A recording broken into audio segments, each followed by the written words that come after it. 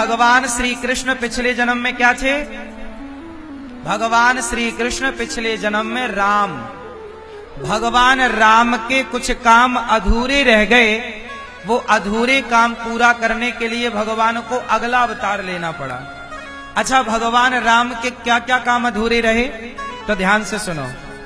आपको पता है राम जी के कोई कुछ काम अधूरे रह गए थे। क्या? भगवान का एक काम अधूरा रह गया कि जब रावण मर गया, तो रावण जब मरा तो सीता मैया की अग्नि परीक्षा हुई, वापसी हुई। उसके बाद जामवंत जी ने कहा कि प्रभु, मेरी इच्छा है कि आप मेरी बेटी से विवाह करें, नाम है जाम्बवती। राम जी बोले कि मैं तो मर्यादा पुरुषोत्तम हूं, एक विवाह करना था, हो गया है, मैं दूसरा विवाह नहीं कर सकता। जामवंत जी ने कहा प्रभु, मेरी प्रार्थना है, स्वीकार कर लो। मैं अब नहीं कर सकता, लेकिन आपकी प्रार्थना को स्वीकार करता हूं।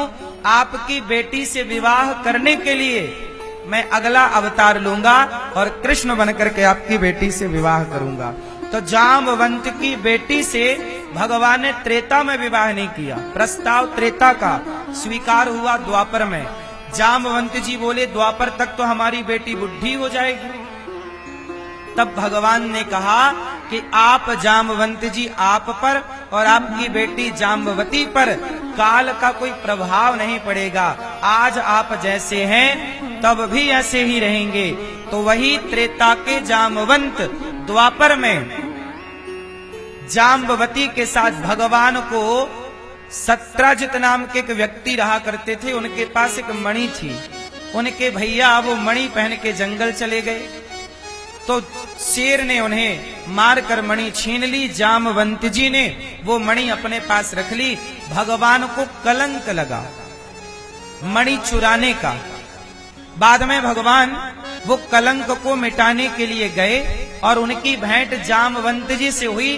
27 दिन तक जामवंत जी से युद्ध हुआ। अच्छा, जामवंत जी की ये भी इच्छा थी कि राम जी जरा आप हमसे दो दो हाथ कर लो, क्योंकि लंका में हमारी बराबरी का कोई मिला नहीं। तो राम जी बोले हम आपसे लड़ेंगे तो मर्यादा बिगड़ेगी, और हम मर्यादा पुरुषोत्तम है भाई, भगवान भक्त से लड़े तो मर्यादा बिगड़ेगी, पर आपकी अगले जन्म में दोनों इच्छाएं पूरी करेंगे। तो जामवंत जी से लड़कर उनकी खुजली मिटाई, मणि ली और कहा जामवंत जी ने कि प्रभु अब मेरी बेटी को स्वीकार कर लो। तो भगवान का प्रथम विवाह रुक्मणी जी से हुआ और दूसरा विवाह जामवंत की बेटी जाम्बवती से हुआ। ये त्रेता का काम भगवान ने द्वापर में पूरा किया। आपको पता है भगवान राम का त्रेता का बहुत सारा काम भगवान कृष्ण ने निपटाया। जैसे देश का बहुत सारा फैला हुआ काम मोदी जी ने निपटाया नहीं, जो कचरा फैला था पूर्व के समय से फैला था, वो सारा कचरा मोदी जी ने साफ किया। और पाकिस्तान को भी ऑपरेशन सिंदूर के द्वारा सबक उसकी भाषा में सिखाई। ये सब पहले ही हो जाना था, लेकिन चलो देर से आए दुरुस्त आए, बढ़िया हुआ। तो भगवान राम का कुछ काम भगवान कृष्ण ने किया। दूसरा काम, सूपनखा आई, बोली हमसे विवाह कर लो। राम जी बोले नहीं करेंगे। तो सूपनखा से विवाह राम ने तो नहीं किया, लेकिन ये बताओ सूपनखा राम को चाहती है, तो एक बात बताओ, राम को चाहना गलत है क्या? इसलिए सूपनखा अगले जन्म में कुब्जा बनी और उस कुब्जा पर कृपा करने के लिए राम को कृष्ण बन करके आना पड़ा। तो भगवान राम को कृष्ण क्यों बनना पड़ा, इसके ये दो कारण मैंने आपको बताए। कहो तो तीसरा कारण भी बताऊं। भगवान राम कृष्ण क्यों बने, इसके पीछे का एक कारण है गिरिराज जी। जब गिरिराज जी कहा जाता है, द्रोणागिरी के पुत्र गिरिराज जी को राम सेतु के लिए हनुमान जी लेकर जा रहे थे, तो सूचना मिली कि राम सेतु पूरा हो गया है, जो पत्थर जो जहां लिया है वहीं रखो। तो हनुमान जी गिरिराज जी को ब्रजमंडल में स्थापित करने लग गए।